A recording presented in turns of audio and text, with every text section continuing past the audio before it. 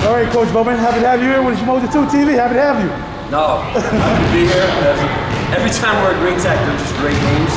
And so it was another exciting game. Put it that way. It was great. It was exciting. So tell me, during that game, what do you think that you really took control of the game? What aspect of the game, what time of the game was that happened? There were a couple stretches, not in the second quarter. The answer that we had when they jumped up on us 17-6. You know, at that point, we had to steady the ship, and we were rebounding okay. we just weren't defending. We were leaving a couple people open, and we lost. And Trayvon's a good shooter, and he was getting good looks at the basket. So we had to tighten that up a little bit and just execute. And the biggest thing is that you turn the ball over in the first quarter. You can't score when you turn the ball over. You don't have it. You initiate their offense. So once we clean that up, look at our turnovers in the first quarter versus the second quarter. Big difference. Give ourselves a chance to score. Yeah, well, talk to me about Alex Barnhill and what he brings to your team. I saw tonight he was like on go from jump ball, like he's ready to get it in. So talk to me about his play. Well, Al's been a great player since he was young at our school. A ninth grader playing with our state team. But now he's had to emerge to be the. He didn't have to be the man. He was a good player amongst a bunch of good players. But it's different. You got to mature and become the man, and that's what he's accepted this year. Even though the Kobe thing is different. But he's got to lead us, not just contribute, but he's got to rebound for us. He has to keep us under control, get us in our stuff. So he's more of a complete player this year. And you saw it tonight, and the rest of the strong. Now, talk to you about your point guard there, man. I saw him come out early. I said he's a really good, fundamentally sound point guard, like a true point guard. And I said he's not really scoring that much. In the second half, he started scoring the ball a little bit more, giving you guys a little bit of bulge as well. Talk about his play and about what you think of that guy. Well, Sakai, the one thing that I love about him is he's a tough kid. He's really got a heart that's about competing. And if he will do whatever it takes to help Mekeel win. If it's scoring, if it's distributing the ball. And really, we were able to kind of open the court up a little bit in the second half and get him spread out a little bit. We ran some high pick and rolls, and he was really making some good decisions there, getting our shooters looks in the corner, or if they kind of stunted, then he was able to finish. But when you have skill set combined with mental toughness and just a will to compete and fight, that's what Sakai's got. So he's a winner. Now, talk to me about also the last question. In the COVID environment right now, talk to me what this shortened season means to you and your players. Talk to me about that. Yeah. Well, we're all happy that we got to play. That was it looked like it wasn't going to go that way. And I think especially for the seniors, especially for Elijah, Chris Kane, who hit some big threes for us today, and has been a great player. He's in the hospital right now. He just hurt his shoulder. Had some injuries when he got in the pile up there. But for someone who's been in our program, working hard, never in the rotation, Al's been a great player. He's won a lot, accomplished a lot. He's going to do a lot in college. It's those guys that got to play and be in the rotation. I was very happy for all of them, especially those guys. So it's been a special year for them, even though it's shortened. We go out each game, hopefully we're 1-0 on that day. We take it one at a time, and they've done a really good job in a short time at really staying focused and locking in what we're trying to accomplish. Good stuff. Now, Coach, during about, I want to say the second quarter, what triggered you to start to go inside, outside? I saw that you started to feature Barnhill. There was a change there. Talk to me about that change in your mindset in that situation. Well, you can initiate offense from the top of the key with your guards, or you can initiate out of the post. And Al, you kind of like that option of Al being able to score if you like the way the play was developing, or he could redistribute out of the ball. But at the end of the day, if you can get the ball to the best player and work through him, regardless of where he is on the floor, and it wasn't going as well as we looked in the first half. Right. So it doesn't make sense to keep doing the same thing if it's not working. So, was you surprised that Green Tech didn't pressure the ball or full court pressure you guys a little bit more, or did you expect that coming in? Yeah, they have so many great athletes that they always have pressure as part of the game. We expect at some point they're going to bring pressure, but over the years, we haven't had too many games where they press the whole game. You're always concerned about foul trouble. We have people that can take care of the ball and move it, then you have that. So it's a decision every coach has got to make. Can we do that for that long, extended period of time? So when you foul trouble, now you're giving the team, your opponent easy points. Right. And then you're handcuffed to how you want to play later. Yes. I think sometimes you hold on to that card, and you play it when you're ready for it. Right. So. Awesome. Thanks a lot, Coach. We appreciate your time. Anytime. All right, always. We're here with Alex Barnhill. You had a great game tonight. Tell me about your mindset coming to this game. It's like you was ready to go right from Jump Street, like ready to kill. So talk to me about that. We was just trying to, start defense early. Because defense was the game, and we was trying to stop Trey and Day early, so they won't be off to a fast start. We got off to a bad start, but we picked it up second quarter. So talk to me about, you do everything on the floor. You score all three levels. You can shoot the J, you can drive it to the basket, make your free throws. So talk to me about what aspect of the game you like more, like shooting jumper, or you like going to the cup? It depends. I like doing both, but I like passing, getting assistance. I like getting assistance. All right, so talk to me about that dunk that you had towards the end of the game. What was going through your mind? When did you know that you had the availability to do that? Talk to me about that whole play. When Trey didn't step over, then I knew I was going to go over. Did you have anything in mind? You said I was going to throw it down with one hand, that's it. Well, if you would have jumped, then that's what was on my mind. I wanted him to jump, but he didn't. So at what point when you caught that dunk, right, talk us through catching the ball, hitting the lane, and going up. Just give us in your mind right at that time. I don't even know how did I get the ball again? I think it was a steal. Still, so I got the steal, and then I just saw I didn't even see anybody around me. I just saw the rim, and I just went up and just dunked. Gotcha. All right, so I want to talk to you. It's funny you said about passing, because one thing I noticed about your game, you almost had 30. It seemed to be a quiet 30 because you wasn't forcing a lot of action. You let the game come to you.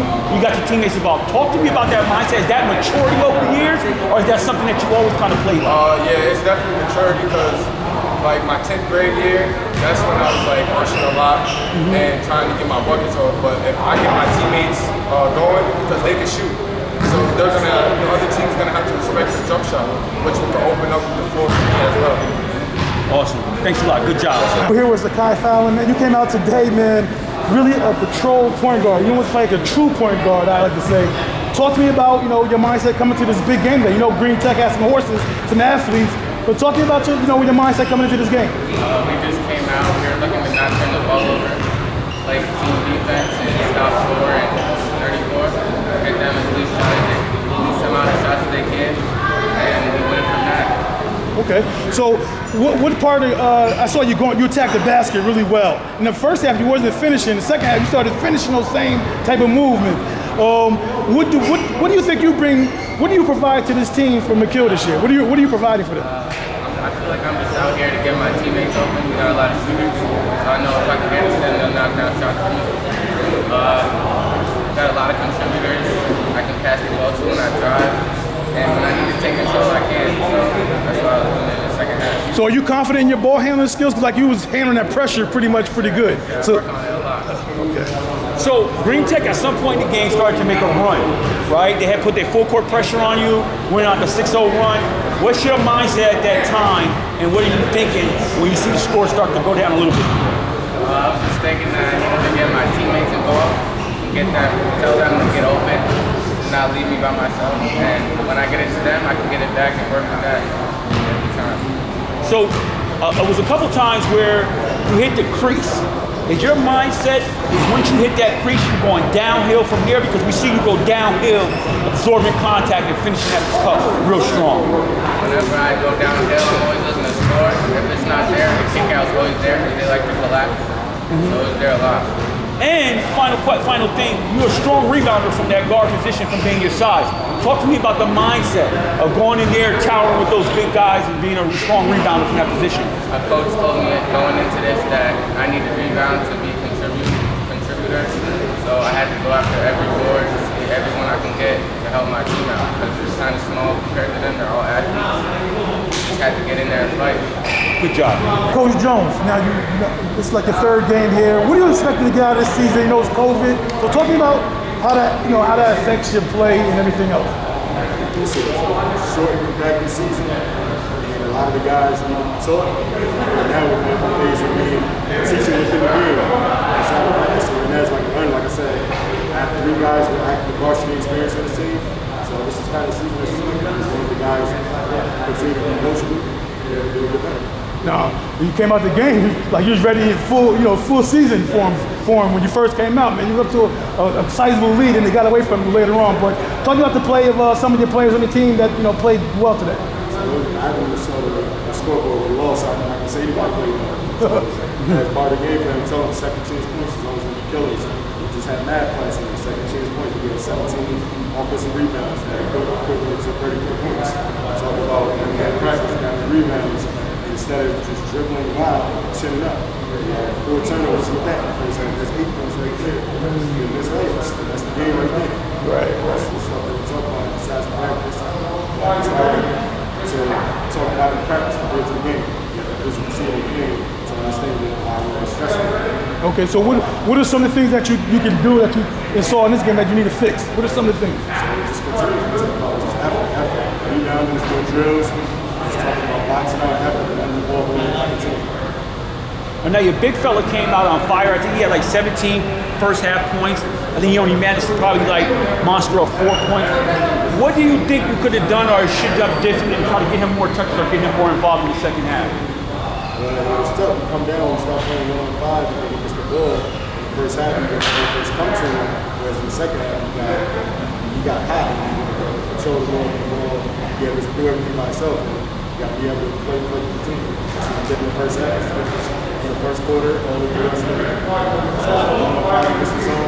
He was at the early morning and I stuffed and got good half of 2 shots on the offense. Absolutely.